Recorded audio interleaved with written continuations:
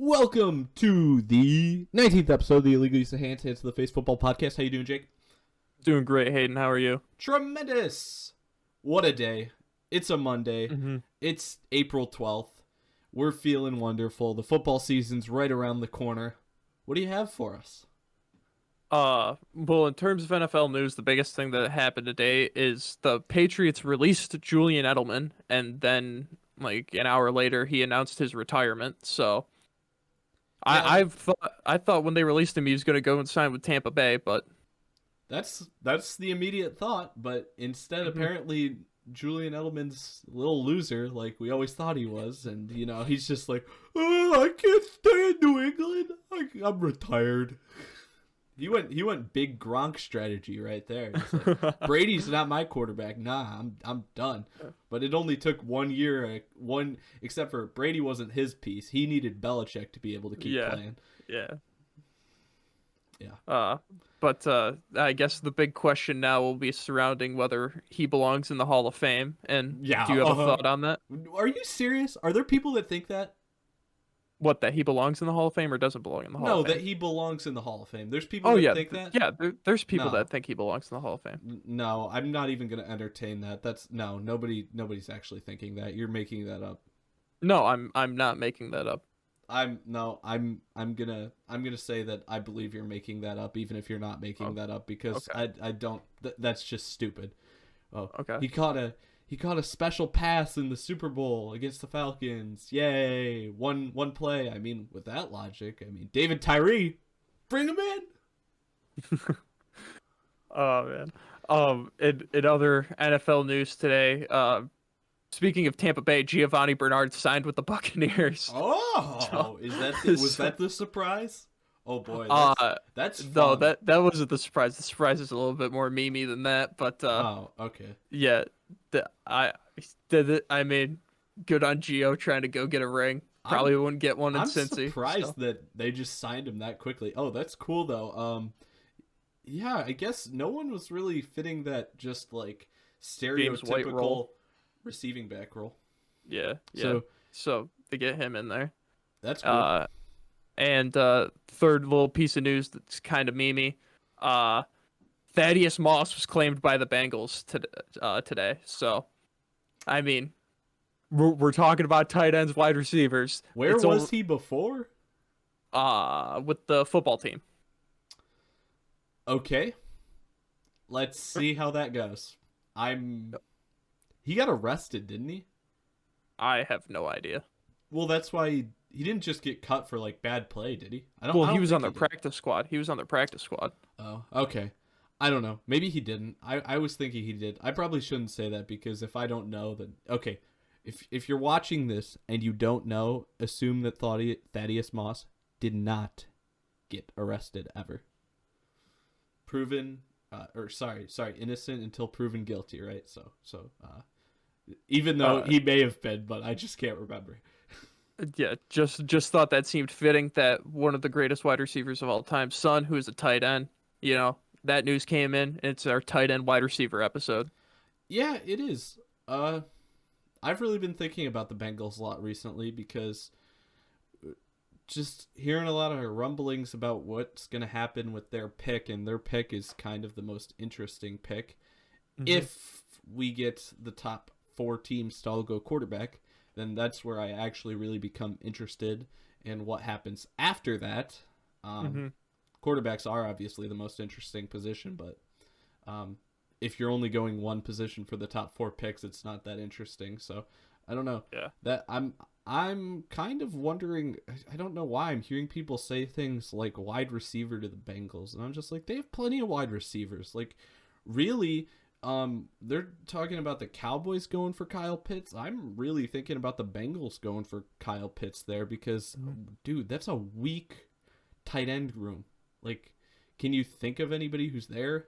Is it Uzama and now Moss? Drew Sample? Is he the starting tight end? Good Lord. Think so. No, thank you. Like, come on, man. No. Yeah, I'm not looking in the receiver room when that's your tight end room and you got a guy like Kyle Pitts available. When I saw a picture of this on Twitter or something, it was like stick figures of Joe Burrow and then Penei Sewell in front of him, and then round two wide receiver, and it was a completion, like the little line drawing the ball to him, and then it was Joe Burrow, uh, Bengals offensive line right now, and then Jamar Chase or Kyle Pitts, and it was just Joe Burrow getting sacked. So that's kind of where I lie on it too. I mean, the Bengals have weapons like wide receivers as weapons that Joe Burrow can get the ball to. He just kind of needs that protection. So that's kind of my thought on it. Yeah, but there's people acting like that receiver room is just like atrocious. I think it's one of the Most deeper balanced in the at NFL. least. Yeah, no, I know. I wait, hold on. So there's people acting like that Bengals receiving room is the worst in the NFL for some reason. Mm-hmm. And it's basically uncalled for. I don't think it's nearly as bad as everybody else wants to say it is. Yeah, I'd say that it's one of the deeper of the NFL as a whole. Like they got like three, four good guys in that room Yeah, that I know. Names that I would want on my own team. maybe it's just because there isn't like a clear number one, which you could still even argue that, but Yeah, no, I think I there's don't I know. think there's like at least three guys in there that I would consider above average number twos. So I don't know. Hmm. That's the element of it. And then you've got like these teams like the Niners now and kind of the Chiefs arguably, but Tyreek Hill makes that a little questionable. But you get that really good tight end in there and he acts as your number one receiver even if he is not a receiver. And Hmm. when that position is lacking, then that's where you should go. I think they should go Kyle Pitts at number 5, really. I know the offensive line isn't great, but I'm kind of interested in the idea that maybe they could develop a little more because they've spent what seems to me, I'm maybe misled here slightly, but what seems to me like they have used of more picks in recent years on some linemen higher up there that haven't necessarily panned out. Let's give them a little more time. Maybe they can. Hmm. Yeah, and it's weird because what they do is kind of influenced by what the Falcons do at four. Because Completely. for as bad as that Falcons defense was last season, it just seems consensus that they're going to take an offensive player at four. So, Well, here's an interesting question I was gonna pose to you at some point. I just didn't know when it would be. The question is, what teams are the real teams that are 100% not in the market for a quarterback? uh, Because I would say there's only like yeah, 6. yeah, a handful of them. Like, realistically, Falcons, if they want to stick with Matt Ryan, okay, but should they be? I would say no. I would Yeah. say I don't know. Like I said, maybe 6, 7, 8 teams at the most that I would say I I would, if I was in the GM shoes of that team, I would 100% not consider a quarterback. But that still means that there's 24 teams that should be consistently evaluating the quarterback position. And I mean Hmm. that includes teams like the Bucks that aren't gonna need a different quarterback this season, but Brady's not gonna be around forever, not Yeah. terribly long. Yeah. So Yeah. yeah, um, but yeah, you want to move on to tight ends now? Sure. You ready? Just doing our top five, right? Correct. That's Okay. where I kind of drew the line myself. Okay. Sorry if you really wanted to talk about your number 10 tight end, but Well, can I cover some honorable mentions of mine? oh, go ahead, give me all your honorable mentions. Okay, at 9 on my list, I had Kenny Yaboya. Uh, I had him at 9, at not 10 or 11 or anything below that because he did catch a lot of touchdowns, but there was no one within a 15-yard radius of him at all times. So it was just really hard to watch his film and evaluate him because he was just wide open every single play because no one covered him. And it wasn't like, oh, he broke away from the defense or he found a soft spot. There was just no one covering him every single play. So I enjoyed watching him. It was funny seeing a guy like be the only one on the screen and no one is anywhere near him. The thing I said about him was just that I was like, yeah, he kind of like tried to single handedly beat Alabama, and that's basically it. That's all. That's all he did. He's Yeah. like, Bama, I'll show up. Anyone else? Nah. And the other guy that I want to mention at 7 for me is Quentin Morris out of Bowling Green. He is going to be a steal for someone that gets him in the like late day 3 picks because he is if comparing him to someone that's going to be on my top 5 list. I'm not going to say the name, but he is a solid blocker. He's fast, creates a lot of space, and his downside for him is he he wasn't so dominant in the MAC that it's like, oh wow, you have to use like a day 2 pick on this guy because of how dominant he was. He was good, like he was good in the MAC, and that's just like okay, if he can up his game to the next level in the NFL, then yeah, he's going to be a steal. But that's why he was at 7. He probably would have been higher if he was just dominant in the MAC. Yeah, we didn't really get any. Did we have any rookie tight ends come out last year and do much of anything? So I can't think of one off the top of my head. No, I know. No Well, one's. Drew Sample, like we said, he was He was expected a to do rookie. big thing. Oh, Yeah, I think so. I didn't even know He, he. Oh, geez, maybe that's why they're not drafting a tight end. I didn't even realize he was a rookie. My bad. I'm pretty sure he is. I'm just looking at my wall poster of all these NFL teams and like trying to think of a rookie tight end that did anything last year, and it's just like, Never mind. He was drafted in 2019. He wasn't a rookie last year. so yeah, My bad. He played very minimally. He had 5 catches, so maybe that's why I thought he was a rookie. yeah, no. The guy I think of from last year that like was the best was like Adam Troutman, and I know he did nothing for Yeah. the Saints, so hmm I'm interested. Maybe they'll use him more. Cause did they sign? Did the Saints sign anybody at the tight end position to replace Jared Cook or no? I don't think I so. can't think of anybody that did. But Jared Cook's gone. Taysom Hill may actually be playing quarterback instead of tight end. So maybe Troutman gets on the field a little bit here. Yeah, maybe. Get a Do you little want excitement in New Orleans. Do you want to start us off with your number 5 on your list? Oh, I can. If I go first for tight ends, you're going first for wide receivers since we put All them right, together. sounds good to me. It was kind of.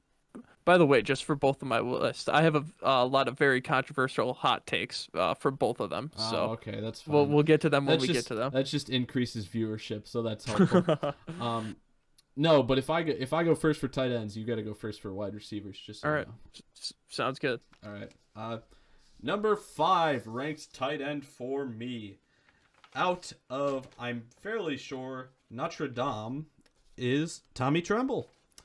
So I don't even really need to look back at what I wrote for this guy because I mean he's like one of the most outlier players basically at a position that we've viewed so far because it's almost like he's a tight end, but he's a blocking tight end that's actually ranked fairly highly as a blocking tight end, which is weird to say the least. But I mean, he was vicious out there in the run game, and he was getting a lot of big blocks, pancakes type things, really creating nice holes and or just lead blocking for people. Not making a ton of catches, but that's not really a big deal to me.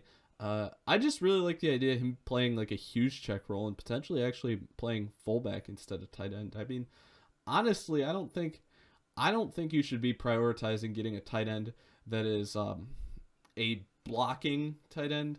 But you probably should be against having a tight end that is completely insufficient in the run game department. Mm-hmm. You want somebody who's at least mediocre at blocking, but I wouldn't prioritize a blocking guy, and at the same time I would worry if a guy was really bad at blocking. So I think you could probably classify him as a fullback, like I said, and then I'm a little more interested in what happens with him. Mm-hmm. He's on my list, so I'll get to him when I get to him. At 5 for me, I got Brevin Jordan. Uh, he is very fast, probably the second fastest tight end in this class, behind Kyle Pitts. He's got good hands. His run after the catch is insane. Uh, he just shakes guys off and tries his hardest to get into the end zone every time. Uh, his blocking is okay. They line him in line sometimes, but they usually have him out wide. Uh, and I wrote this too. He makes some contested catches, but his speed. This is the difference between him and Kenny Yaboya. Kenny Yaboya is just wide open because no one's covering him. Brevin Jordan's wide open because he's running past guys and breaking out of the coverage. So I have him at 5. I know that's pretty. From what I've seen, he was like consensus 2 or 3. I don't know. Really? Yeah, I wasn't Okay. that high on him, or maybe not that high on him. Higher on the guys that are above him. Well, I mean, what happened with a lot of these guys that makes it a lot easier to to make plays for them is you got all these teams that are just running like these what do you call it? They fake these like inside zone plays one way, and then they have the tight end lined up off the line of scrimmage so that he can run and get the end opposite so that the line can still work towards the run play instead of against it, and then he gets the backside end or whatever. And then they do a lot of play action off of that, and that gets those guys open a lot. And I mean, not just him exclusively, but a lot of guys in these tight end roles were just getting like easy yards tacked on to their yardage from that type of thing. And that at both positions today, it made it kind of hard to evaluate because it's like, okay, what is the actual skill of the player and what is just the scheme here that's making what they're doing actually be successful. So I would say that it's just that I would just say that it is harder to evaluate based off that, trying to figure out what their talents are versus what just got them the ball in good position. Yeah, that's why I think I like some of the smaller-ish school guys that I watched, just because they weren't being schemed open as much as they were making plays to get open. Like with their And talent. Oh, that must have been nice. I didn't even get to any of those guys. Well, I guess one of them was considered a smaller school guy, but he felt like he was schemed too. I have Brevin Jordan at 4 for me. So for him, I said that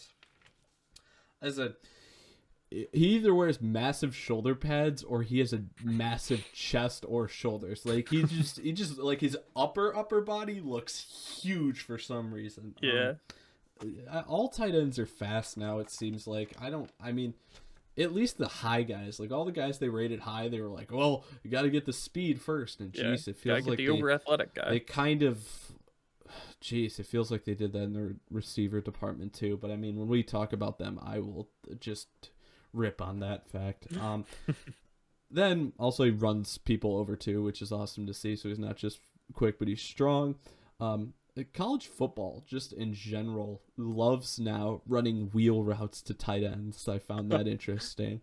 I don't remember that from before, but it seems like we get down inside the opponent's 40 or 30 yard line, and we're running a wheel route to our tight end, and it'll get wide open off of it.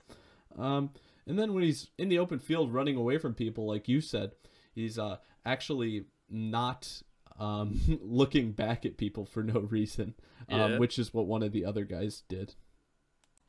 So that is basically what I have to say on Brevin Jordan. What do you have to say about your number 4 guy? Number 4 for me, I got Kylan Granson out of SMU. He is, well, like you said, all of these guys are fast, so that was the first thing I noticed about him. He's very fast. He is one of the best in this class at stretching the field. They have him run like almost every single route and not just like scheme him open. Because it's SMU and it's a smaller school, I don't know if that's like bad, like if you want to consider that bad coaching or whatever, because they're scheming him open, but he does work to make plays. He's really athletic. Most of his catches are contested because the quarterback's just throwing it up to him because he has faith that he's going to bring it down. Uh, he's a great lead blocker in the run game. His highlight tape was like a mix of both of them, which was nice. I'd like to see that instead of just, oh, here's him just catching touchdowns. And then yeah. And I wrote the very last thing. American Conference, him playing in the American Conference is why not enough eyes are on him. But unlike Quentin Morris that I mentioned, saying the conference that him playing in is a downside because he was just good and not dominant. Kylan Granson is dominant against the teams he is playing against while at SMU. So that's what I figured it being not a downside for him. Okay. Is Southern Methodist? Is that what SMU is? I think so. I was just wondering because I wasn't really sure what it stood for, and then I was thinking while you were talking. But alrighty, I'll take your word for it, and Okay. he better turn up. I'm holding you accountable for this. Okay. Take. Yeah. All All right. So number 3 for me is Pat. Fryermuth, Penn State. He was interesting. He was kind of a guy. I don't know if people were just leaving him wide open all the time. And the way I'm leaning towards here is I'm leaning towards the fact that he was actually two things. Good at selling run blocks and then working off of those to sneak out into areas in the field where people weren't expecting him. And then I thought he was pretty good at finding holes in the zone coverage. He's fast for his size. He looks like a tight end, unlike a few other guys, I'll say. Lines up at tight end because a few other guys don't necessarily line up at tight end, even though they are tight ends. And then great red zone threat, size, speed, and finds holes in the defense. It's just a great combo. The one thing that ticked me off, which is what I said about Brevin Jordan before, is the fact that it didn't make any sense to me that he looked back. Pat Fryermuth looked back while he was running away in the open field for a touchdown. It's just like, dude, that's slowing you down. Don't do that. Mm-hmm. Like, gosh, you can celebrate if you know there's no one behind you, but if you know they're close, don't turn around to see that they're close.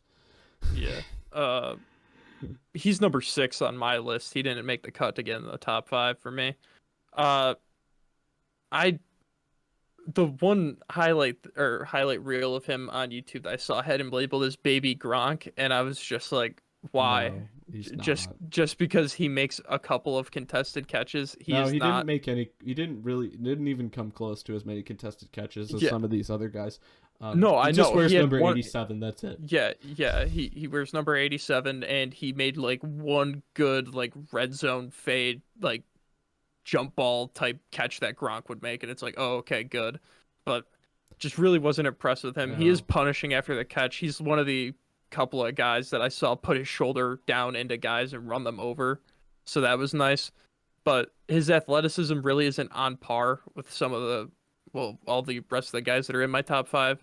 And like you said, he looks back, and the turf monster gets him a lot.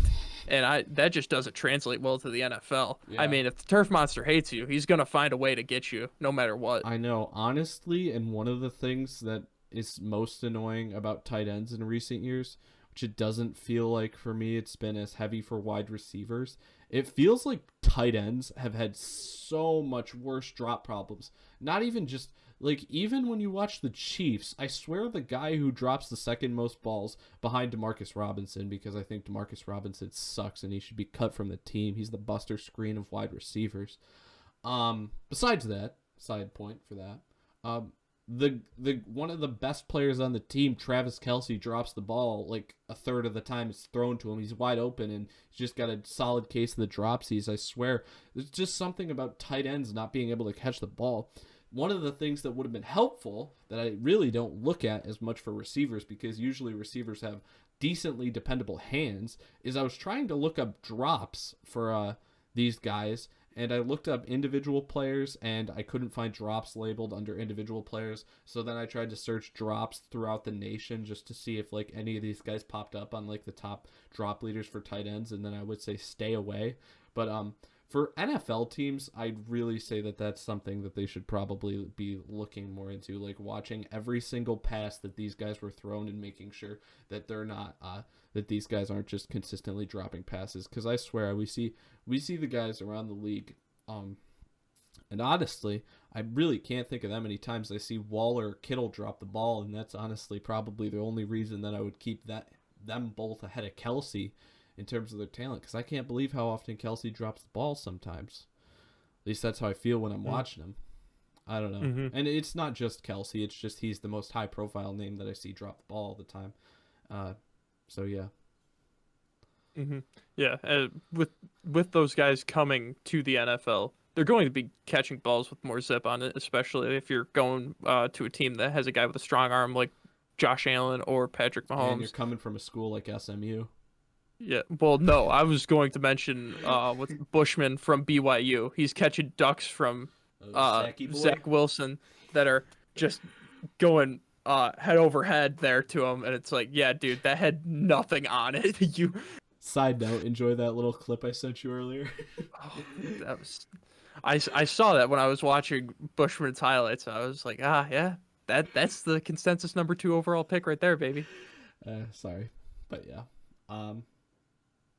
All right. Are we on number 3 for you? Number 3 for me. At number 3, at a TCU, best name in the draft, Pro Wells. Pro Wells. That's yeah, his full name. But his first name is just Pro. That's what I found. Wow. His first name is just Pro. That's interesting. So, his parents knew.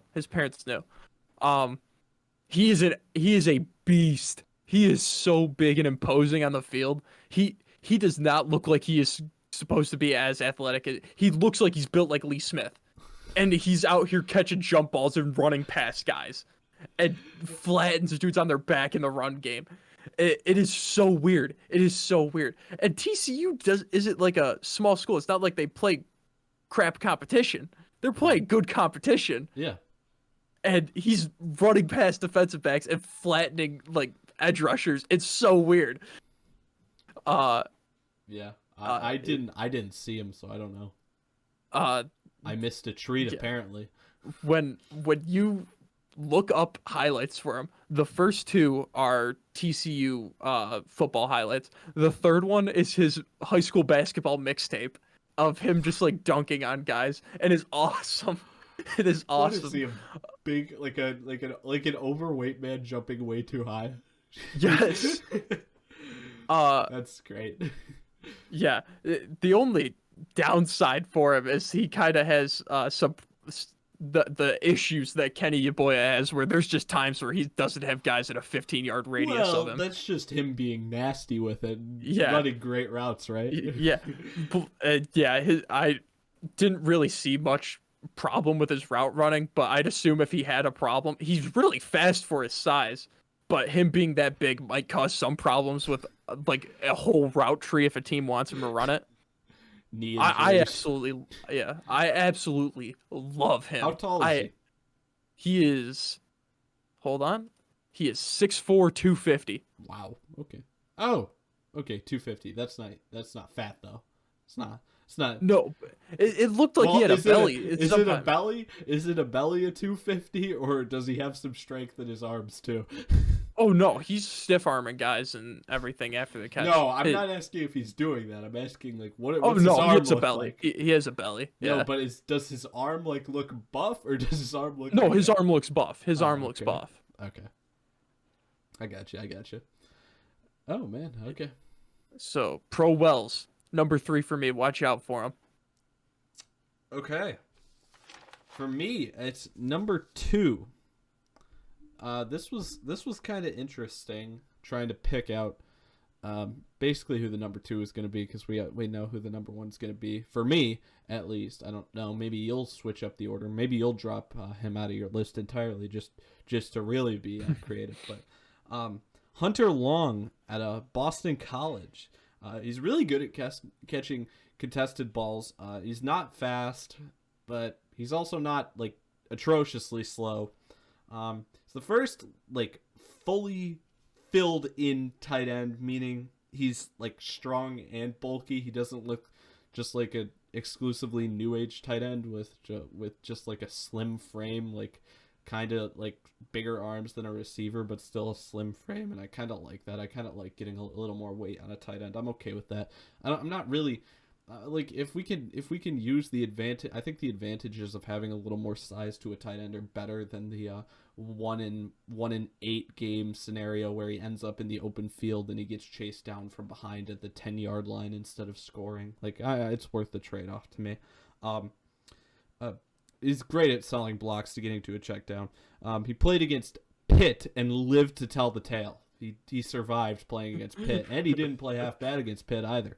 And basically the thing that really like solidified this for me is kind of like I was thinking about like, geez, this is really bad, especially since we're doing 2 position groups today, because I really hate doing this. I hate doing player comparisons because I really feel like they're probably pretty unfair sometimes, and I don't think players like to be compared to former players. But just like thinking about the fact that he really is like a Jason Witten type player. Like I just like.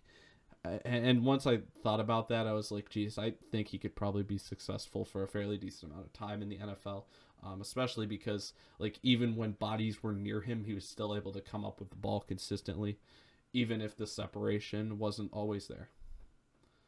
Yeah.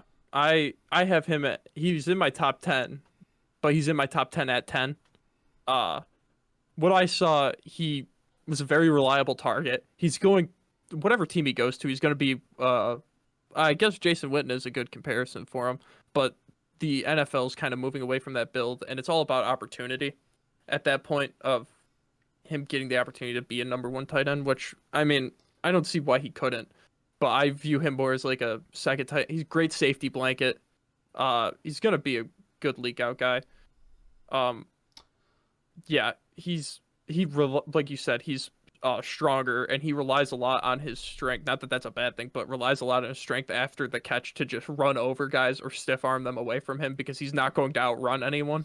Which that was nice to see. It was a good change of pace from the rest of the guys that are just running past guys. He was, like you said, played against Pitt and lived to tell the tale. He was taking those guys head on and getting cracked sometimes, but Pitt yeah, defense. That 2020 Pitt defense is going to be one that lives in. Everybody's going to be thinking we're talking about Pittsburgh. Like, Pittsburgh's defense was pretty good this year. Nah, Pitt, like, university. yeah, That freaking thing was nasty. Mm-hmm. So, Hunter Long for me is at 10. I enjoyed him, but yeah, he doesn't fit the new age tight end build like you said, and for me that kind of moved him down. You think that screws him over that badly? I don't want to screw him Well, over that. if you let me get to number 2 here, at 2, I got Tommy Tremble. Now for really? Yeah, all the guys before my top 5 were fast. That was here, first word for the guys below him: fast, dude is a beast. Tommy Tremble, the first thing I wrote for him, slightly less athletic Kittle, because that's exactly what I saw in him when I watched his tape. I think he has the potential to be one of the next premier tight ends and have that Kittle / Kelsey type build, because he's finishing blocks every time. He's killing guys over the middle to make blocks for his teammate to go and score, which is insane, because none of these other guys are doing that. They're not putting their body on the line to take a dude's head off, which was great to see. He's making plays after the catch too. I rolled my eyes when I saw before I watched it, and I see his highlight reel, best blocking tight end in the nation. I was like, I'm really just going to have to watch this, huh? I'm gonna have to watch 3-yard outs and him get tackled immediately. I was just thinking it was gonna be so boring, and he was making plays. He's a playmaker. Whether with the ball in his hands or not, he's going to find a way for his team to score. And I enjoyed it a lot. He was great. I don't think I think you're getting ahead of yourself. There, yes, he's a good blocker, but he's not an elite receiving threat at all.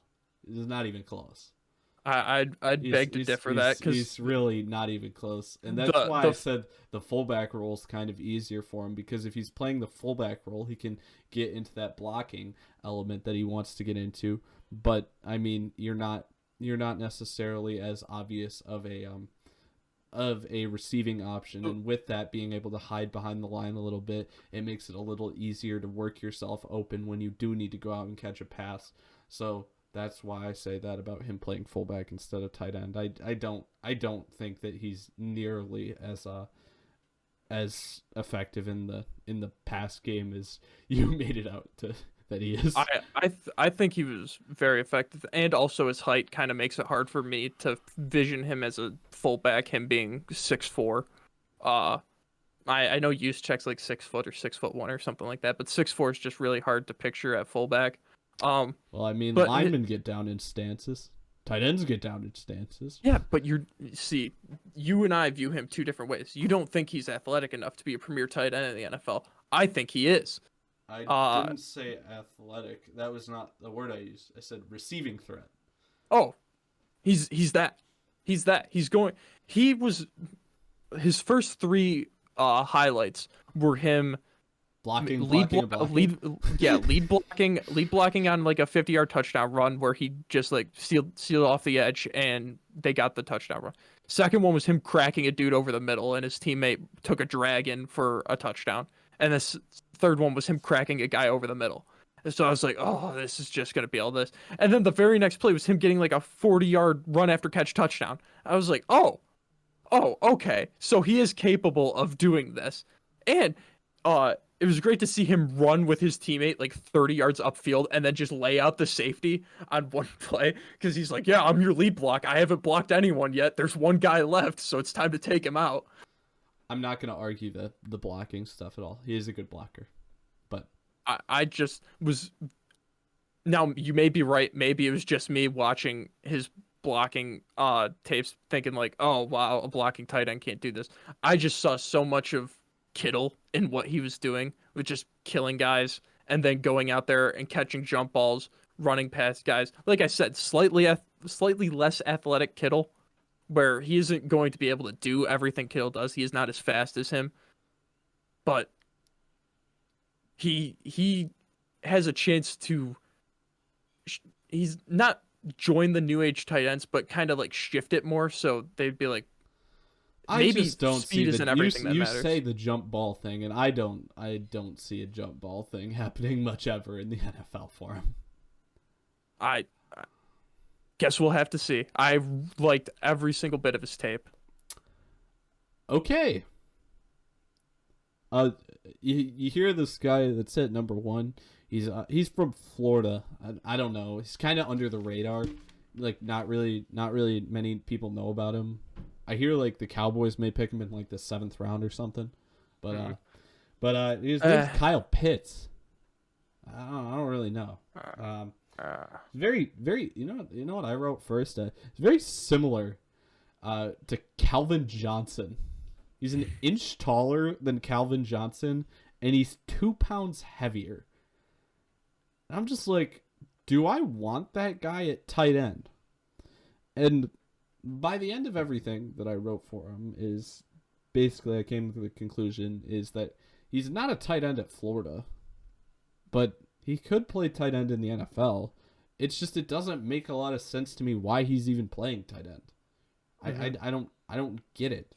Unless he's the tight end for like Arizona or something where it's a spread scheme. I'm not getting tight end vibes from him. We're probably gonna see that no matter what team he goes to, exception being Arizona or a team similar to that he's gonna at least need to put on 5 pounds, 10 pounds maybe. At least I would think the team would like him to do that. I don't know if he would be willing to do that, but otherwise he's just a receiver that's calling himself a tight end for no reason. If he's a receiver, he's still probably a top 3 wide receiver for me. But this tight end thing is just it's just weird to me. But hey, I'll tell you what he's good at. He's absolutely great in the jump ball department. His arm extension is absolutely tremendous.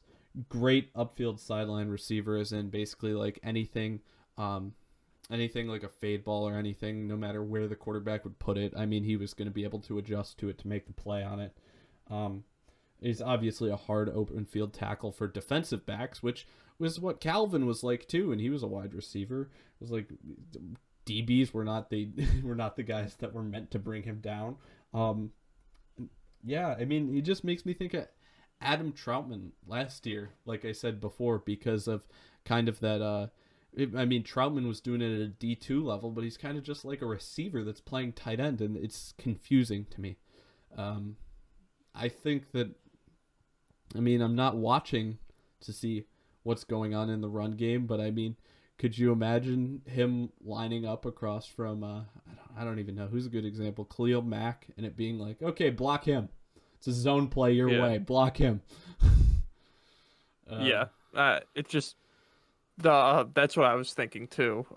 If they run him at a traditional tight end spot and have him lined up at tight end, there's no way they're running the ball his side. I mean, yeah, because he's gonna get killed. Kittle's the guy that we're talking about. It's like the perfect balance of a tight end, and he's got 15 pounds on Pitts. Kittle's 6'4", right? Something like that. I think he's an inch or two shorter than Pitts. Exactly. So if Pitts gets up to his weight, he's still going to be slimmer in his frame because he's taller. Mm-hmm.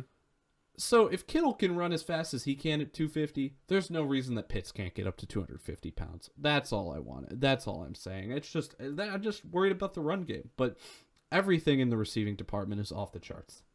Yeah, that's, saying all this negative stuff, it'd make you think that we didn't like him, but you absolutely love him. It just doesn't make sense that he's playing tight end when it just everything. He's lining up, and he's lining up at receiver at Florida. Sorry, I didn't mention that. It's not even that he's lining up at tight end and it's like, oh, okay, he's running his routes from that. He's lining up at receiver, and for some reason he's still labeled a tight end.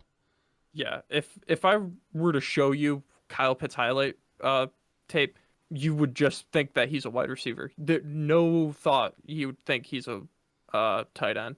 One play, maybe. And it's just funny because you said the Calvin thing, and I realized how tall he was afterwards because I looked up his like measurements and everything. I was like, oh, if the Falcons are mocked to take him, I'm like, well, they already have Julio. I'm like, why do they need another number one wide? Well, they have Julio and Calvin Ridley. Why do they need another number one wide receiver? It just doesn't make any sense. No, because there's no way you're lining him up at tight end. It just wouldn't make sense. It would make sense for you to do it if you want him to play tight end, but it just seems like he's more readily to get injured if you line him up at tight end with the way he is right now, unless they tell him to bulk up like you said. This won't happen, but you know what the team would be that would be the most fun to see him on? What? Do you have an opinion on this? Like, do you have an immediate thought? Because I know my team. No. It'd be funny to see him on the Chiefs and just have them run 12 personnel the whole time. Baltimore. Oh. Because they're already going to have two other tight ends on the field with him anyways. So having him as the third tight end, I mean, screw it. It doesn't matter. It doesn't matter if he can't block. The other two can. He'll just be the third guy that's the decoy tight end. Oh my gosh, that would be real interesting to see how they mix that up. I mean, and then you could give him help even in some of those formation where they have two tight ends lined up next to each other in some of their packages. Or just make him the number one wide receiver on that team. I know. That's the other part of it, too, is that's also why I said the Ravens, because realistically you have so many tight ends there, too, already that you actually could split him out wide. And even though he's labeled a tight end, he could be a receiver for you on a lot of specific packages. Mm-hmm. Definitely make their offense completely different. But there's no way he falls to them there. It would have to be through a trade up or something. Oh yeah, no, I'm not expecting him to end up. There's no way he makes it out of the top 10. He's just too good.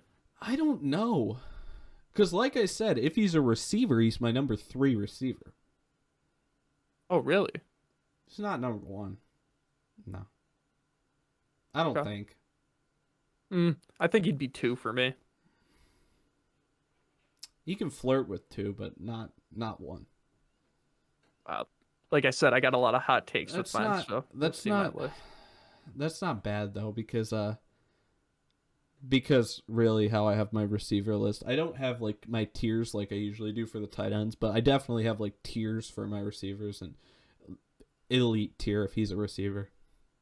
Definitely Yeah. elite tier, so he hmm could still go top 10, but it's just depending on positional needs. I mean, you say top 10 is so guaranteed, but I mean, we're thinking about 4 or 5 quarterbacks in the top 10. I mean, geez, that really limits the picks that he can be chosen at pretty quickly.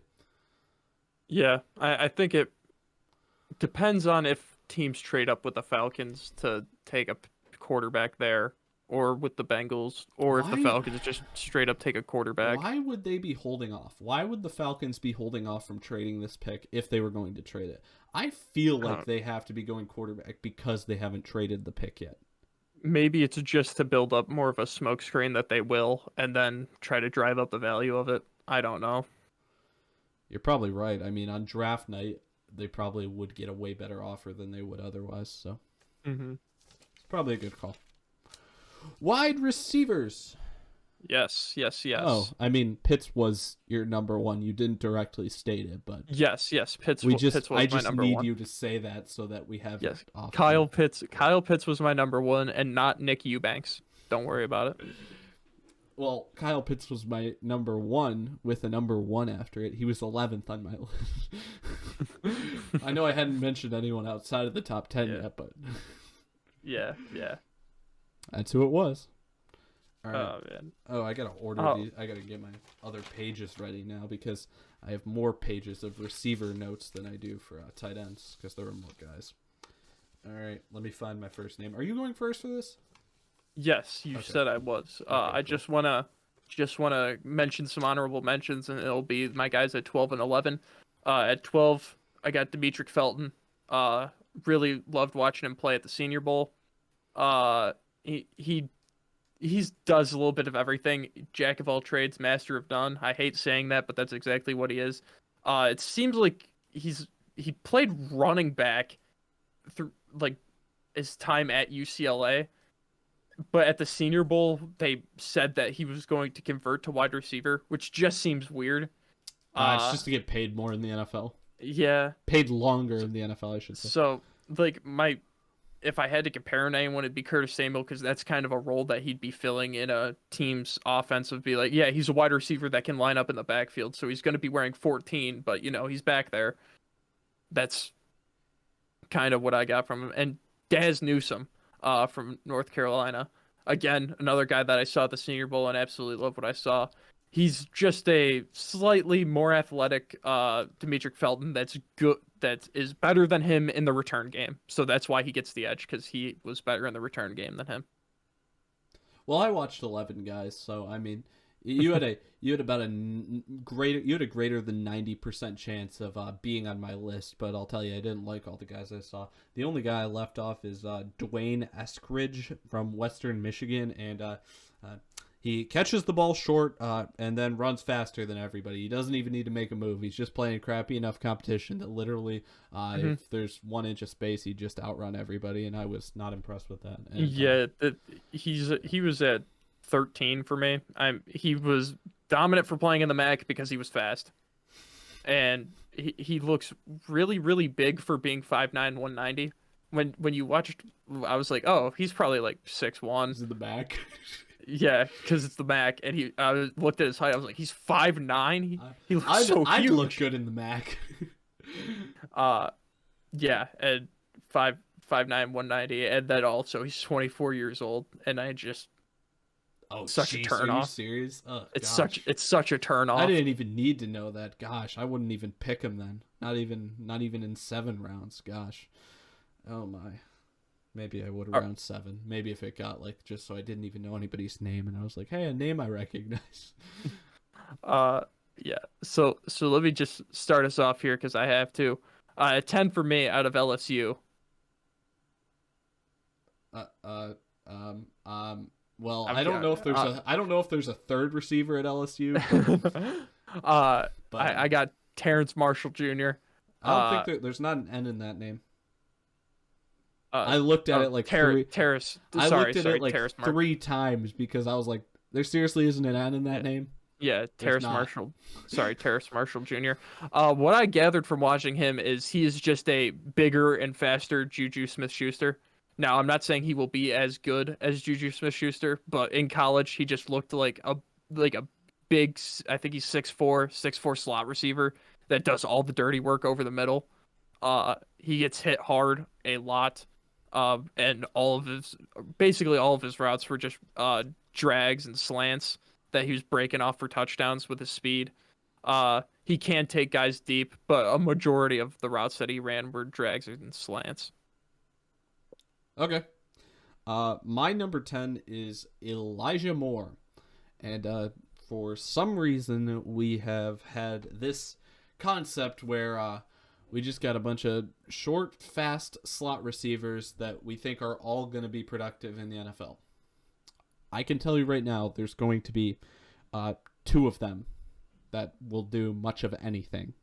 Uh, and even then, maybe it's questionable for the second one. But they're the only two that I'm even giving a shot. The rest of these guys that are like just short slot receivers that are fast, I am not liking at all. And they're all doing the same thing, trying to be the same thing. And I I'm not sold on it at all. We're just no. It hasn't been working in recent years, and I can't believe how many of them there are in this draft that they think are going to be good. Uh, yeah, I maybe I don't share the same kind of hatred that you do, but I have Elijah Moore at 9 for me. Uh, he, he like you said, he's a short 5'9" slot receiver that's shifty. I mean, he fills his role, does what he's supposed to do. Um, if they find a way to get the ball in, if they found a way to get the ball into his hands, which they had a couple different ways of doing it, he was a threat to score almost every time. But yeah, I out of I'm higher on some of the other guys that are like him, but just watching him, I was like, I said there's you, two. There's two I'm okay with. So don't uh, don't don't sell your guys off completely yet because there's two of them I'm okay with. But besides that, well, actually, one of them probably isn't even considered that classification. I'm just putting him in that classification. yeah. So I have him there. He just didn't wow me as much as the other guys that are like him did. Okay. Uh, you'll never guess, but my number 9 stays in the same category. Rondale Moore, Purdue. Obviously hard to bring down. He's decently quick. Not really looking at him for a quote-unquote receiving threat. Like him as a jet sweep slot receiver to get him some space. But it's basically the same concept of it's a fast slot receiver. And I mean, unless you are really trying to get him, unless you really want a player that it's just there's so many. That's the thing. The thing. It's like you see a tall guy and it's like, oh my gosh, he's tall. Like that's like a fairly like needy trait to have. To find somebody who's short and fast is not that difficult. I can't put any of these guys higher because it's just like they're not doing anything special. I'm like the same height as them. I don't know. It's not anything. I'm like, wow, you're fast. Okay, I'm just not into it. Sorry. hmm at 8 for me, I have him on my list, so I'll get to him when I get to him. Uh, for 8 on my list, I have Amari Rogers out of Clemson. Uh, for being like that typical guy, like you said, with Elijah Moore or Rondale Moore, uh, he throws guys around when they try to tackle him. Like he's stiff arming guys. It's really weird to see. Um, if he sees any blade of grass from the end zone, past the guy that's in front of him trying to tackle him, he's going to get there. But he has like the best quarterback in college football, throwing the rock to him and getting him open and creating plays Well, for that. that's second So best, but yeah. Because that's not this episode. Don't worry about it. Um, so Yeah, so yeah, you shouldn't be saying it either. but he's a. I wrote screen god because that's where most of his plays that he was making them were. It was off the screen. Uh, and he was taking them pretty far too. So he has a role in an offense for whatever team drafts him. Got he's gonna be that perfect. Trying to think of a guy to compare him to. He's gonna be a perfect little guy that can. You got a hole that needs to be plugged. He's gonna do it. So Perfect little guy. he's gonna be a perfect He's little gonna guy. be that perfect little speed guy that you could get anywhere. Sorry. Number 8 for me, Daz Newsome, North Carolina. He isn't just a speed guy, but for some reason UNC wants him to just be a speed guy, which was annoying me. So they kind of, this opposite thing happened here where it was kind of like, not really just like, it's the team's fault this time. They just wanted to feed him with slants, screens, and swing passes for no reason. And that really annoyed me. But then every once in a while, when he would break off that 3 route tree that they were trying to instill on him, he would actually get like open on some decent routes that I liked, and more advanced than just anything shorter than 2 yards down the field was nice to see. And when he would do that, not only would he get open, but there were also other times where he had to make plays on the ball, and then he did, and I was impressed with that. So, that's what gets him above those other slot guys. Even though he was working out of the slot most of the time, he was actually doing things that were a little more advanced than the other guys. Yeah, I like Daz Newsome. I couldn't find a way to get him on my top 10. I tried to convince myself to put him over Terrace Marshall, but I couldn't. Couldn't in good faith. But it was funny. The list that I was looking at had another UNC wide receiver above him, and Diami Brown. And Diami Brown is at the bottom of my list. And I was like, how do people evaluate this guy and think that he is better than Daz Newsome? To be fair, if you looked at my website, say I had created a website now and you were just looking and you didn't know me, I'm sure you would be like, what is wrong with this guy? Looking at my rankings, trying to make your own list. Yeah, so I just thought that was really confusing because that's something that I wrote. I was like, do not know why Diami Brown is rated higher. Well, but yeah. Who's your number 7 guy? Seven for me is Rondale Moore. Purdue uses him in every way possible. He's fast. He can break away. I think he was like the 3rd or 4th guy that was like this, so I wrote very little on him. Every other guy that was like him has like 2 or 2.5 lines, and he just has 1. It's like they use him in every way possible. Yeah. He's fast. He can break away. Stays on his feet after contact. Lacks height. Yep. Like I just fits summed the mold. Summed up the other guys just in him. Number 7 for me is Tylon Wallace, and actually I'm realizing that I accidentally did not write his college down. I haven't done that yet. Oklahoma State. That's I was gonna say it wasn't Minnesota because that's Bateman. So Tylon Wallace is a real receiver, not just a slot speed guy. He can body you, not just a speed guy, but he can still go long. Always had to mention the speed guy thing for every receiver I was talking about at this point. Then I like him on fade balls, and he gets great positioning on every pass that's thrown his way. I love his positioning. I have him on my list as well, so I will talk about him more when I get to him. Now, here's where the controversy starts in my list at number 6. Really? Because I thought Terrace Marshall was a little high. I got Devontae Smith out of Alabama. Oh. Okay. Don't worry. Last time there was a Heisman candidate that I was like, why is this Heisman candidate going so late, was Dak Prescott, and then he showed everybody up, and I was like, oh, that was simple. I'm not too worried about you. Yeah, just watching him, it's nothing that wows me. He makes plays. He makes a lot of plays, but he just doesn't have elite speed like the rest of the guys. Like there's these small slot guys that have, you make that face, whatever. he just doesn't jump off the page as much as the other guys do. Uh, he's a playmaker. It just seemed like he was getting schemed open a lot. And I mean, you got Mac Jones, the best quarterback in the NCAA, just slinging him the rock. You do. And last year's best quarterback was Joe Burrow. So I better be hearing that Jamar Chase is your number 5. No, seriously, Jamar Chase better be right ahead of him. We'll get there. We'll get there. Yeah, and the very last thing that I wrote from this is very concerning for me. This is my top concern about him. For Bama's pro day, he didn't do any drills. I don't have a problem with that. Don't do drills if you don't risk getting hurt. He refused to weigh in because he knows that that's a problem. He knows that weighing 160 is bad, and I think it's bad too. I just don't see how with a frame like his, he's going to find a way to not get hurt. You're right.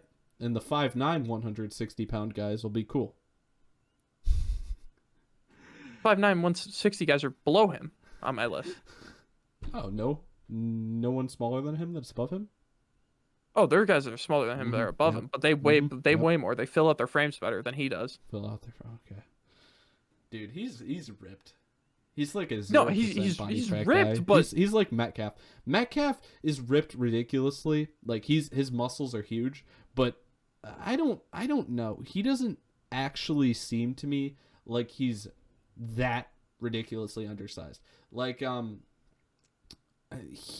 like him to be around 200, but with his like lack of body fat, I'd say he's probably like a 190-pound guy that was the same build with some body fat.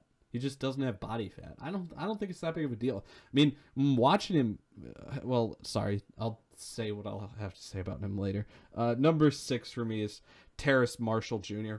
So, Terrace Marshall, honestly, feels pretty similar to Devontae Smith. Get it? Because you just talked about him. I put that there because I knew that's where you were going to put Devontae Smith. And isn't it weird where I have Terrace Marshall on my list too, and then I have Devontae Smith there? But with more size, and even with more size, he can still get behind the defense. He had a solid amount of contested catches, but I'd like to see more contested catches at that size, which is basically the only reason that he is this low. But I like him. Okay. Yeah, I've already said my piece on him, so. At number 5, let's just keep the controversy going. I got Jalen Waddle, baby. That's not controversy. He's just fast, and he's got injury history. It's scary. But he fills out his frame better than Devontae Smith, and he has more plays that jump out at me and wow me as him being an athletic receiver than Devontae Smith.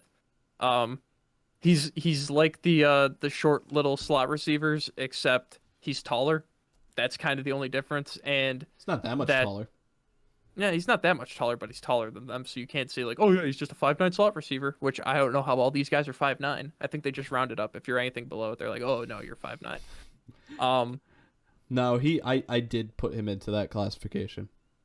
Oh, okay. He basically he is slightly taller, but he's not meeting that like 6 foot height number, which is so important to women.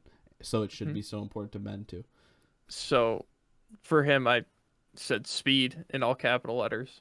And then I wrote his double moves are clean. He could turn a 7-yard gain into a touchdown.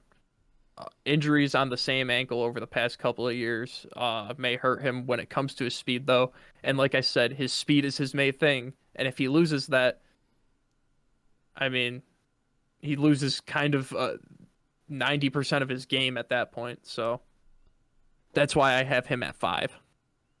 Yeah, I agree with you. Okay. I'm ranking him higher, but I agree with you. I mean, it's not a secret what he's good at. Rashad Bateman's my number 5. Bateman from Minnesota, great concentration through the catch, works mostly the short to mid game with his slightly larger build. Feels like a solid kind of typical 6'2" number 2 wide receiver. I don't think he's necessarily going to be anything special, but kind of this middle range of guys that Bateman closes out. This like solid number two area guys. So 7 through 5 for me is kind of like that solid number two, sizable size, like build wise, decent height, weight, whatever type of receiver for a number two receiver on a team. That's what I like. So he closes out that tier for me. Jeez, there's a lot more disparity between you and I with receivers than there was with safeties, which is really weird. I wasn't expecting it. What? Uh, um, Why is I'll, Bateman not on your I'll, list at all? I'll get to Bateman when I get to Bateman. Oh, he's number Uh, one. at 4 for me, I've got Tylan Wallace. It was funny because watching Oh, Kyle Pitts be a tight end playing wide receiver basically. Tylan Wallace, his very first highlight is him catching the ball and then running upfield and stiff arming two guys, running over another guy and stiff arming one last more before getting into the end zone. I was like, oh, this guy should be playing tight end then. It was so weird. He just brings a lot to the table when it comes to his hops, his speed. He's a pretty clean route runner. He's a fade god. They if Oklahoma State needed a touchdown in the red zone. Oh, just put Tylen on a fade. Just toss it up to him. He's gonna catch it. And now that may be a shortcoming of his because I think a majority of his touchdowns were just on fade balls. But he's shown the ability. But I don't think it's a shortcoming, but other people might. Uh, shows the ability to create after the catch and run and keep running, make guys miss, run them over, stiff arm them, which is just weird for a wide receiver to have a lot of that in his arsenal of, yeah, not only am I faster than you, but I am strong enough to run you over. So got that Oklahoma State Des vibe. yeah, actually. I didn't even think of that. Yep. They just build them different out there. Oh, wait. You you got someone sneaky. I don't keep track of your list actively, so I don't know. I'm excited to see where else you're going with this. Number 4 for me is Kadarius Toney. So he's one of our two guys that actually fits this role of guys being small, tiny, elusive slot type of players that I actually think could excel. Mostly because his ability to actually get away from tacklers is like extremely off the charts. These other guys are literally just outrunning people 95% of the time. I mean, yes, Kadarius Toney will outrun you once he is in the open field, but the thing that makes him special is the fact that he breaks so many people's ankles and leaves them like way behind. And honestly, what I said about him is basically if you're looking for a comparison for this guy, like I said earlier with the comparisons, I don't always love to make them, but it's such an obvious one. I mean, he's literally basically Percy Harvin coming out again. And if you get a type of guy that has Percy Harvin's talent without all the strange off the field changing teams, crazy things that happened with Percy Harvin, then I think you've got a pretty special guy, and most teams would want a copycat of that exact same type of thing if they were knowing that he was coming into the league today. Plus, I'm pretty sure Harvin was at Florida, and I think Harvin also wore number 1 just like Toney did. I'm pretty like that's why I say it's so obvious. Mm-hmm. Yeah, he's also on my list. So, and now after Tylan Wallace, these last 3 guys on my list, I view them, maybe not so much one of them. I think all 3 of them have the possibility to be number 1 wide receivers in the NFL. Number 3, Rashad Bateman. And that's why I thought it was funny when you called him a solid number 2, and I was like, he's a number 1. So that's why I said the disparity. But he is very, very crafty with his routes. He's not the fastest, but he's like making guys look stupid by losing them in his routes. He makes a lot of catches behind the line of scrimmage, and he's finding a way to get them past the sticks every single time. And like I said, he's not fast. He just has it's not that he's not fast. He's fast. He's just not as fast as the other guys. But he has a quick burst. Like he can go from 0 to 60 real quick. except him Dang, is he can probably hit like 60? 0 to 40. Fast. Sorry, Oh, sorry. 40. Jeez, you do not know I your don't know. numbers very well. I'm just trying to. It's a metaphor. Uh, so yeah, he can. Like I said, he's not as fast as the other guys, so that's where the joke 0 to 40 is for him. He can get to his top speed very quick. There you go. Uh, he's the king of catching red zone fades, just like Tylen Wallace. They both make their bread and butter off of that. Yeah, and he makes not only does he make the contested fades in the end zone, but he makes contested catches all over the field. It's like he was obviously that dude at Minnesota, where it's like, yep, we don't really have a lot of other guys because it's Minnesota, so we'll just chuck you the ball every single time, and you just got to prove Wow. to us why you're the number one wide receiver. And he was like, "Yep, all right, I'm gonna come down with it. Because Gonna it's come down with it." Minnesota. Wow. Jeez. If you're not Clemson, Alabama, Ohio State, or one other school that Like may be in the mix, hey, jeez, they're just miserable. you've said it before. We only watch the college football playoffs, so those are the only Whoa, four I teams didn't that I say think that are good. because I don't even watch the college football playoff. So you don't think any teams are good then at that point? I That's why you're saying it. Nah, just not college football fans as much.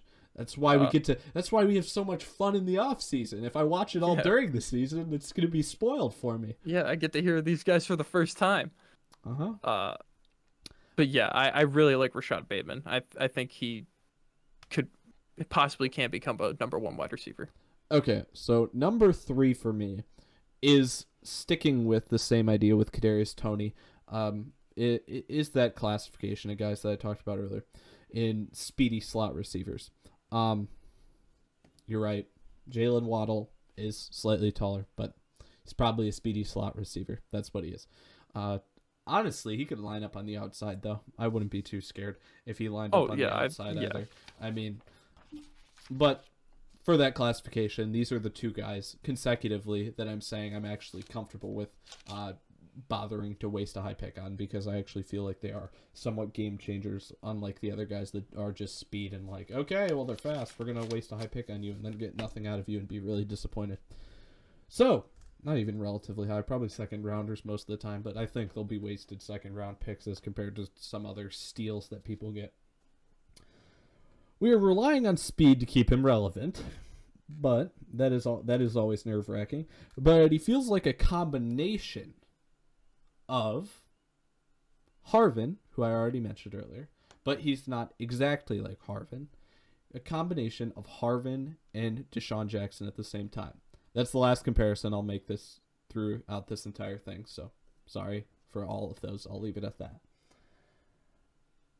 He's not much into contested catches, but leaves defenders in the dust all the time, just with how often he makes them look silly.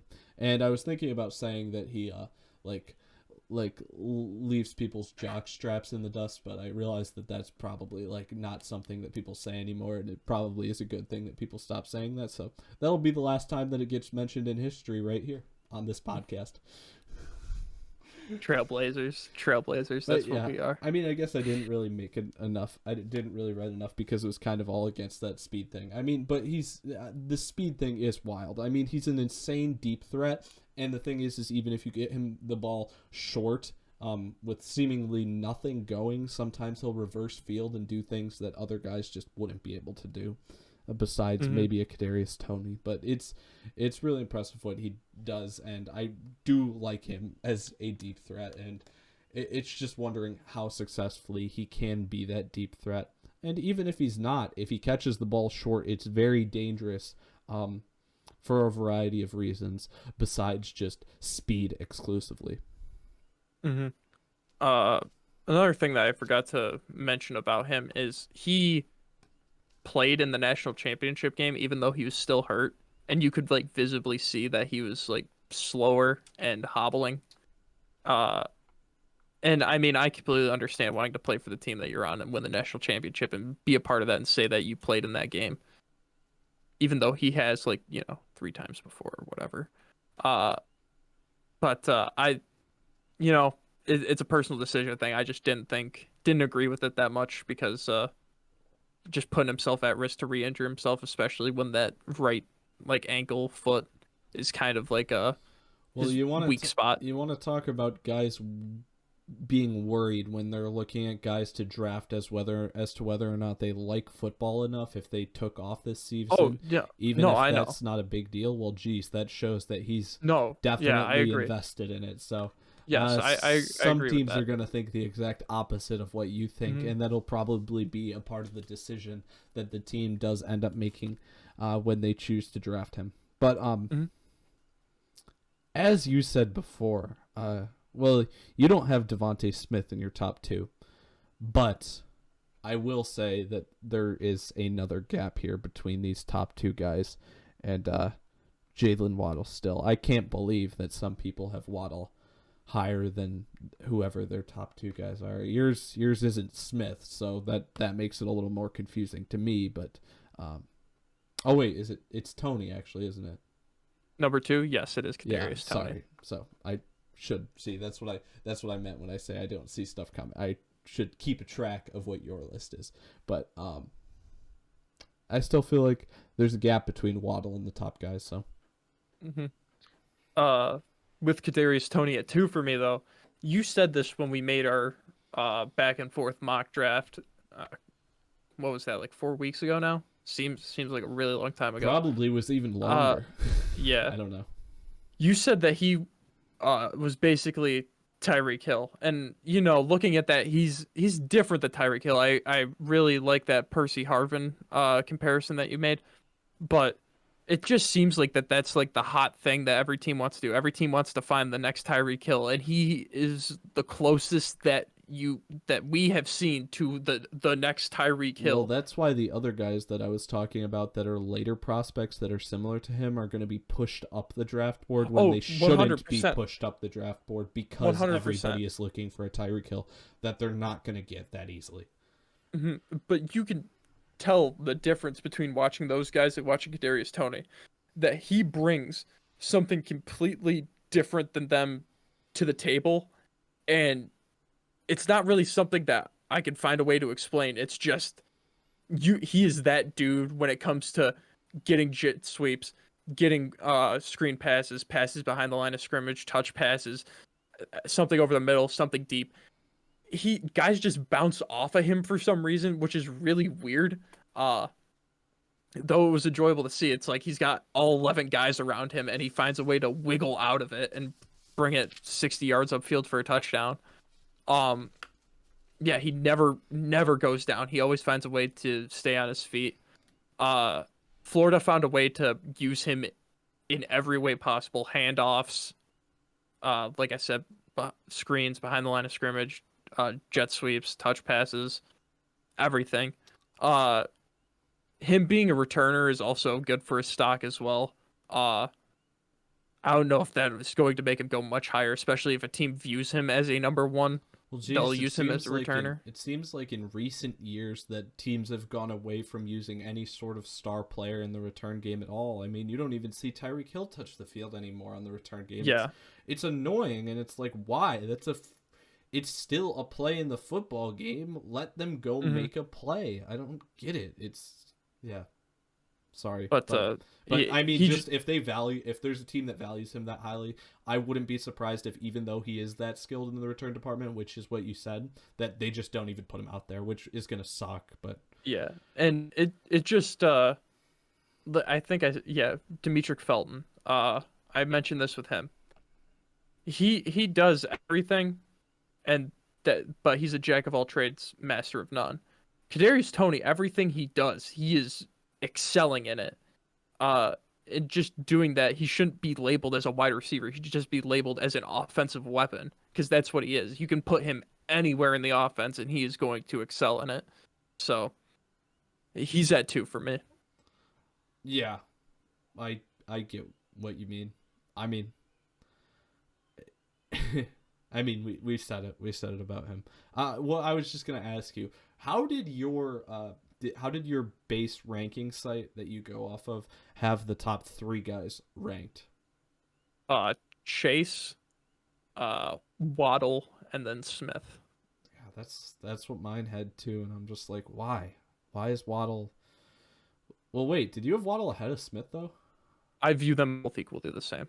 Okay, but I did have well, Waddle ahead of Smith, it or doesn't. no, yeah, I had It Waddle doesn't ahead of matter. Smith, but I view them basically as like A and B. I don't view them the same, but I got Devontae Smith now, so uh, his size and speed is an absolutely great combo. I can't believe that you like said the thing about his speed. That was just ridiculous to me. But Hmm. it I think he's way faster than what you gave him credit for. I don't know the way. I don't know, maybe of just not careful wording by you, but I feel like he's plenty quick. I saw plenty of times he got behind the defense and made a play just going long. And the best part of that was that it wasn't like that was an exclusive part of his game. That was just one of the many great facets of his game. Um, Even with that light weight that we see him weigh in at, just watching him play the game, there's no physicality issue.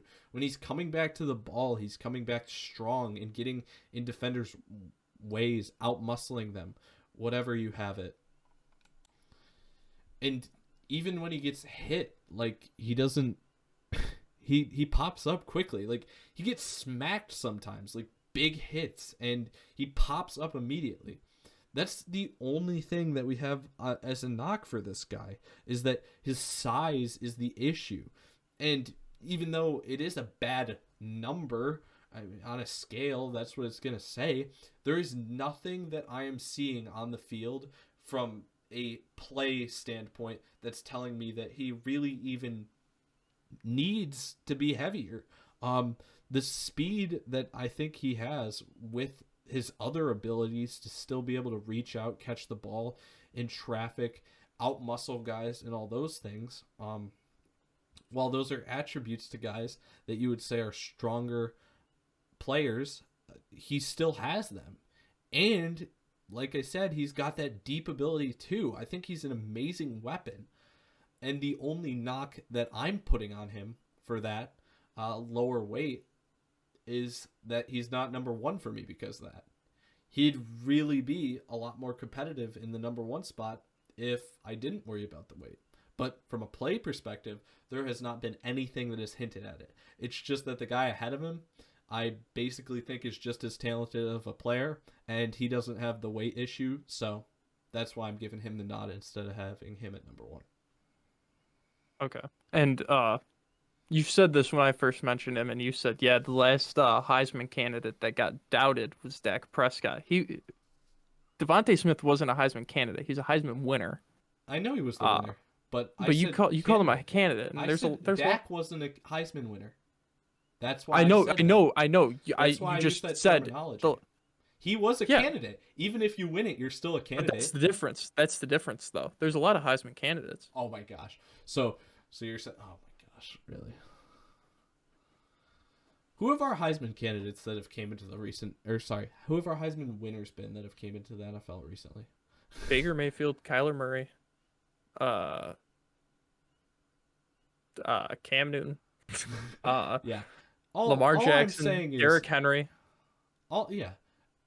All I'm saying is that those guys, I don't feel like any of them. I mean, you named the last two No, guys you named were number one picks. yeah, The I just feel like the last time that there was something that was like this much of a issue for somebody, and Dak didn't even necessarily have an issue. It was just like, yeah, we don't think he's that good, and that was kind of it. I don't feel like that's there's not any gonna reason happen to with brush Devontae. this guy to the side. I just think it's going to be tough for him with his size and weight to be thrusted into the number one receiving role for a team. Because the Eagles are going to be kind of in prime position for him to be there, uh, and take him. If they get him, I think his possibility for injury just goes up, like astronomically, because he's Well, going to be the one of guy that's getting the course, if ball you go to thrown the to him. Eagles, you're definitely going to get injured. Have you seen the injury Yeah, report well, there the past few? yeah, and he's all the other receivers on his team are quarterbacks that converted to wide receiver.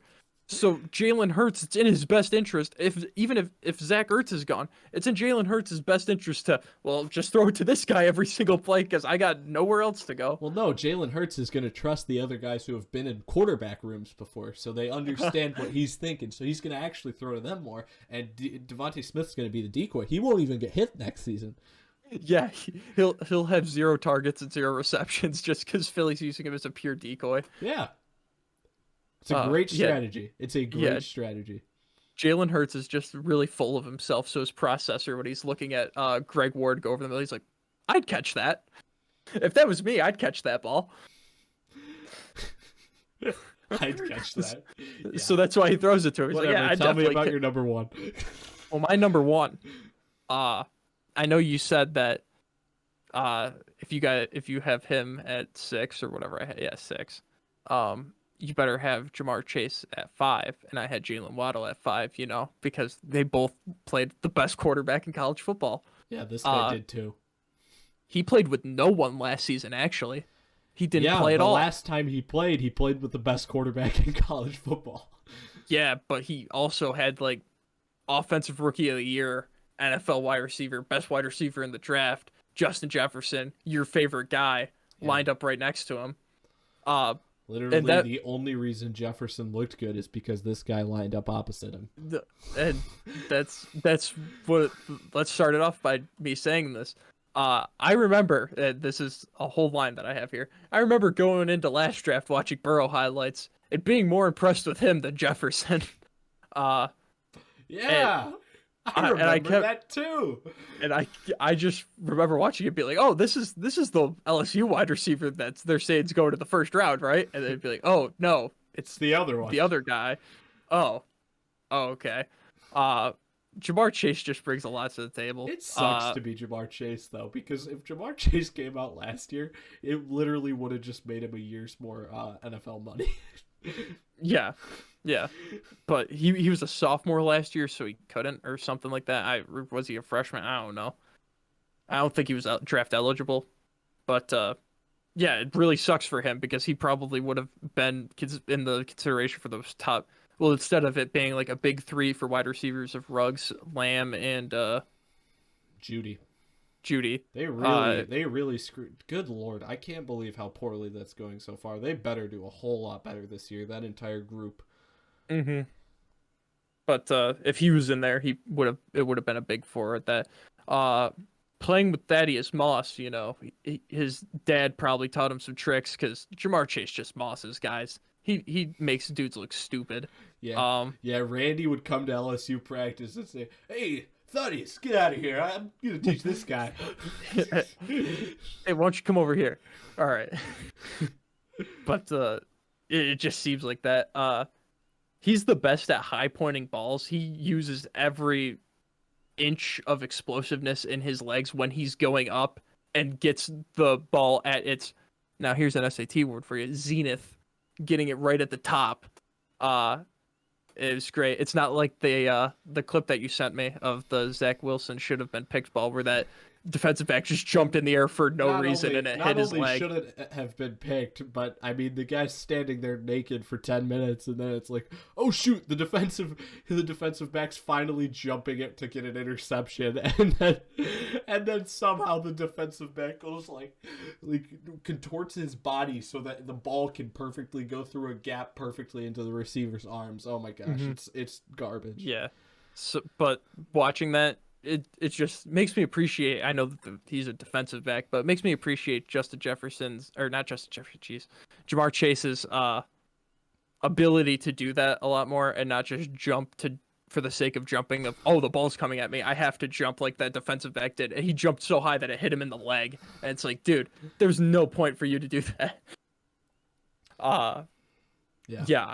He just maximizes every ounce of his athleticism in every play. He goes 100% every time. And I saw like a quick, I think it was like a minute 30 video of just like Jamar Chase blocking downfield, and I was like, oh, okay, I like that. So that was nice to see as well. My number one out of D3, Alaska State. Alaska A&M. Okay, Jamar Chase. Uh, gets very open, like that. Sometimes it's a knock because it's like, why are you so open? But when there's highlights of you getting very open and catching balls, and then also highlights of you being very not open and catching the ball, that's a wonderful combo because that means that you can do your job in a variety of ways. Um, he's a good open field receiver too. He's not as dangerous as some of the other guys in the open field, but he presents plenty of a challenge for a tackle in the open field. He's a great catch and run guy, which most of these top 4 guys really are for me. Great catch and run guys. He mossed the corner at Texas. The Texas one was my favorite. That's the only reason I pointed that one out. Great adjustment to the ball. Awesome jump ball guy. I mean, great. There's nothing he can't do in the receiving game. I mean, literally anything you could ask him to do, he could do and fit the role. So that's really the reason he's the number 1 because what can't he do? You got nothing. That's why I brought up the blocking downfield thing, because that could just be something that you know, pull out, be like, well, he isn't a good blocker. No, he's actually pretty decent at blocking. And that's kind of what you want from a number 1 wide receiver as well. You want a guy that does everything, even block downfield, because you don't see that a lot. And it's great for him to see. He uses his big body in every way possible to maximize it. And that is why Tommy Tremble is the best player in this year's draft. Thanks for exactly. coming to my TED Talk. Now you're getting it. Now you're getting it. Oh, boy. We good? I think this one was fairly long. Yeah, well, we had to make up for just the 38-minute episode on Friday or Saturday, I guess. Hit him with a double take. Yeah, give the fans what they want. Thinking we probably get all of our lists up on Instagram or something, just to get all of them together, all in one cohesive spot. Then everybody can see them and tell us how bad we are in a few years when they go back and look through our Instagram photos. Tell you how bad you are. You had Devontae Smith at 2. Yeah. He broke his leg 1 game into the season. He was done. His career was over. Oh, man. You happy? I'm happy. I think we can cut this here.